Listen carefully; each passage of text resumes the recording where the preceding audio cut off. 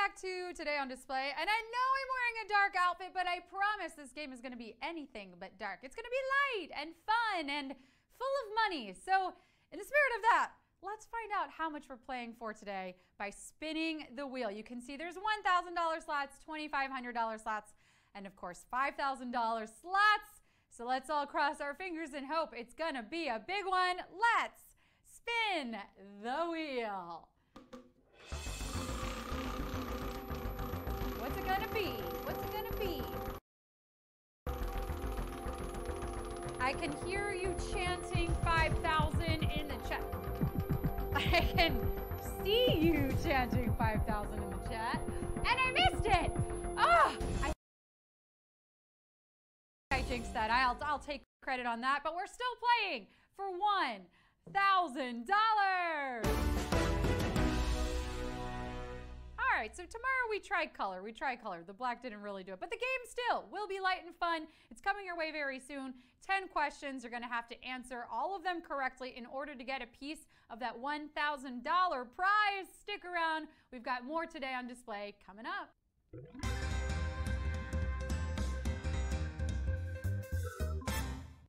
Can you feel the love tonight? My love for you and my love of giving out free money to all my display bees. Welcome back to Today on Display and welcome to another game of display trivia. Tonight's pot is $1,000 and here are the rules. You'll have 10 seconds to pick your answer and choose wisely because once you tap, there's no going back. If you miss one, you will no longer be eligible for the cash prize, but stay in the game because you can keep playing along for fun. And songs, always songs. All right, let's get to it. No time to dilly-dally. Here we go. Question 1. Which of the following items would you not typically take on a camping trip? A tent, a sleeping bag, a Xerox copy machine. Which of the following items would you not typically take on a camping trip? A tent, a sleeping bag, a Xerox copy machine. Hey, I don't know what you like to have on you when you're away from the comforts of home. You know, maybe you don't travel light. Glamping is really big these days.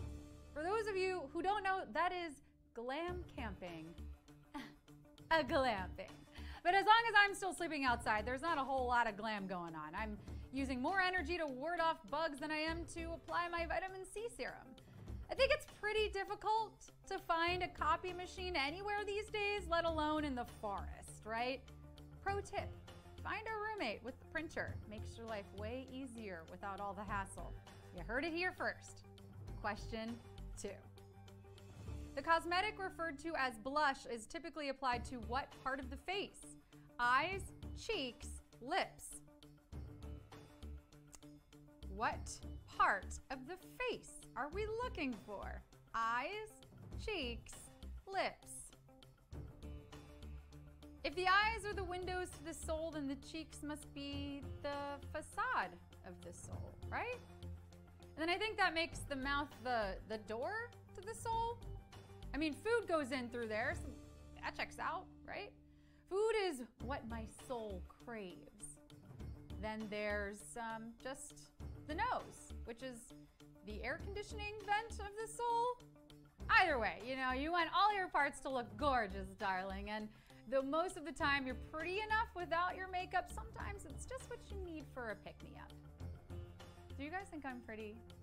Oh, stop, you're making me blush, stop. Okay, oh, you can't comment during this, that's okay. Okay, so yeah, you're making me blush, that goes on your cheeks, the face cheeks, of course, yeah. Question 3. How many sections of hair are used in a basic braid? 2, 3, 4. How many sections of hair are used in a basic braid? 2, 3, or 4?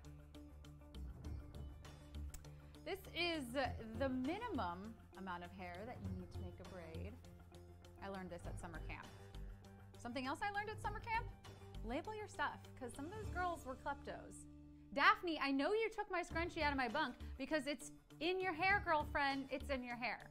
Like, if you're gonna take my stuff, maybe be less obvious about it. If you're gonna take home the cash money tonight, though, You gotta get this one right. You gotta. I see we have some summer camp girlies in the house today. Blue bunk rules. How many sections are in a basic braid? 3. Let's braid on into question 4. What shipping company is known for its brown trucks and uniforms? UPS, FedEx, DHL. Brown trucks and uniforms. UPS, FedEx, DHL. These brown uniforms are iconic. Their slogan at one point was, "What can brown do for you?" And well, after a look at those short shorts, I can think of a few things. Falling in love with a delivery man is so easy because, like, if you want to see him more, just put in a lot of orders. Another pro tip, order stuff that's heavy so you need help getting it into your apartment. Hey, yeah, can you help me with this full-size dishwasher? Oh, thank you so much. This company name isn't pronounced UPS, good song by Cardi B though, but rather UPS. And if you got it right, I'm shipping you into question 5. Name the closest star to Earth. Proxima Centauri, Betelgeuse, the Sun. Name the closest star to Earth. Proxima Centauri, Betelgeuse, the Sun. I don't get starstruck because you have to remember, stars are just like us. Big balls of gas with huge gravitational pulls around which everything revolves.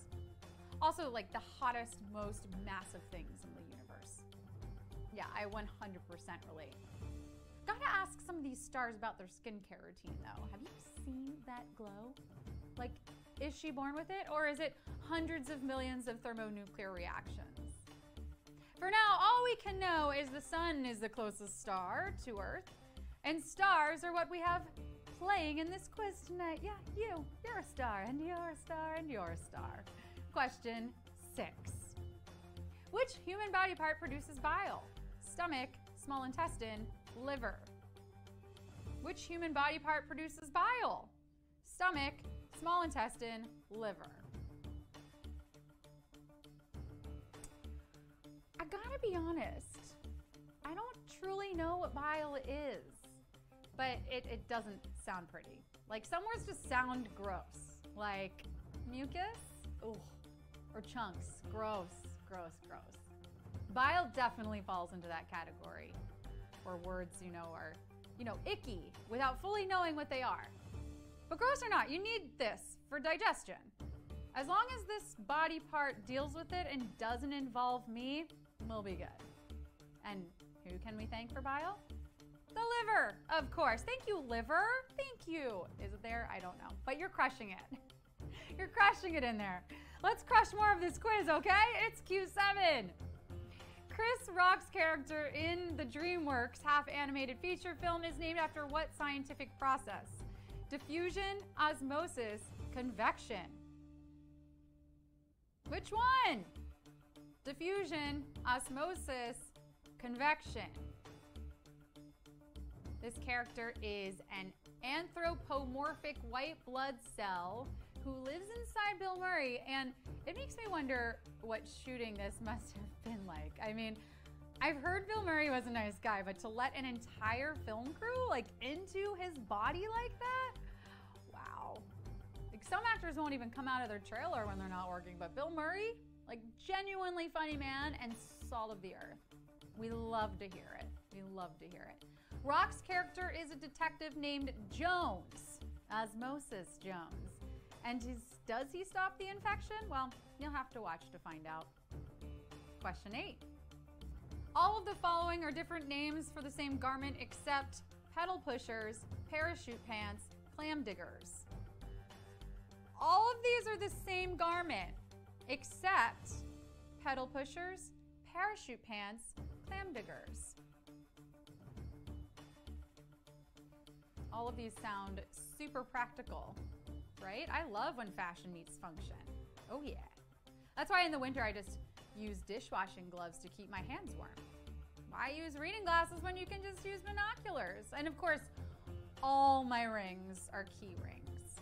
Yeah, it gets loud, it does, but I never lose my keys. Pedal pushers are named such because they were actually invented so that women could more comfortably ride bicycles. And the similarly lengthed, yes, they're the same length, clam diggers are often interchangeable, right? I'm still looking for a way to jump out of a plane with my parachute pants, though. Stay tuned. Stay tuned for that. Q9. The 2014 Dan Sterling comedy feature film centers around the dictator of which country? Panama, Libya, North Korea. The dictator of which country? It centers around a dictator of which country? Panama, Libya, North Korea. As is common with most authoritarian leaders, I don't think this dictator was too happy about this film's portrayal of him. But if you want to be taken seriously, don't be a dictator. Don't be a dictator. Earn respect. You'll catch more flies with honey than with vinegar, right? Also, like, don't act so childish. I'm in charge of everything because I say so. Okay, yeah, cool, dude. We respect you. As for respect, though, I reserve that for my display bees, and it looks like you got that Kim Jong-un was the subject of Seth Rogen and James Franco's pastiche in the interview. Now, if you all follow me and pledge allegiance, I will lead you into the final question. Here it is, Q10. Which green liqueur was first distilled for commercial use in Europe in 1797? Izara, chartreuse, absinthe. Izara, chartreuse, absinthe. Which one? 1797. You know that old drinking adage? Beer before liquor? Wow. Beer before liquor, never been sicker. Liquor before beer, you're in the clear. I don't think there's one for liqueur, so I'm gonna go ahead and take a stab at it. Liqueur with wine? I think that sounds fine. Liqueur in a cup? Sure. 2 thumbs up. That's pretty good. I find with advice, the more generic, the better, right? Don't you think? This concoction is associated very much with Parisian culture, and to that I say, oui, oui, mon ami. Absinthe is the greenish liqueur we were looking for, and if you found it, you won. If you found it, you won, because that's it, guys. That's the end of the game. You came, you slayed, you displayed your knowledge, and you got paid. Woo! We'll see you on Monday. Rest up, my friends. I clearly need some rest. You've got a few days off, right? So do I. Then, as always, we're playing a whole new round of trivia. So we'll see you then on display.